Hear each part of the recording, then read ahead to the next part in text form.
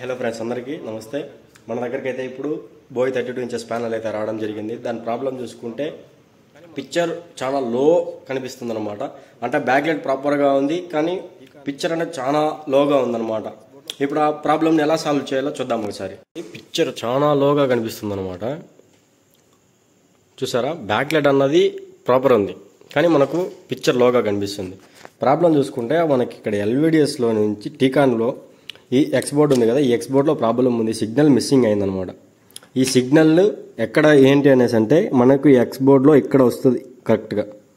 ఇక్కడ మనం దీన్ని బైపాస్ చేసేప్పుడు చూడండి మీరు, ఇక్కడ ఈ సిగ్నల్ని బైపాస్ చేసినప్పుడు మనకు పిక్చర్ కరెక్ట్గా ఉంది. అదే నేను ఇక్కడ హ్యాండ్ తీసేస్తే పిక్చర్ డల్ అయింది చూడొచ్చు.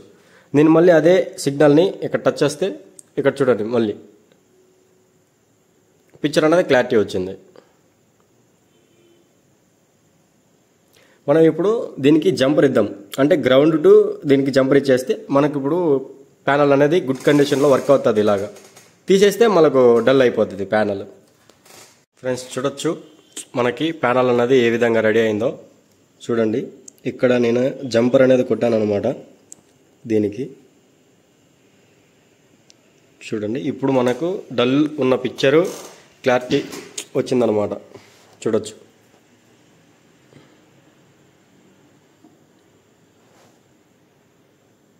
చూసారు కదా గైస్, ప్రాబ్లమ్ని ఎలా రిజాల్వ్ చేసుకోవాలో.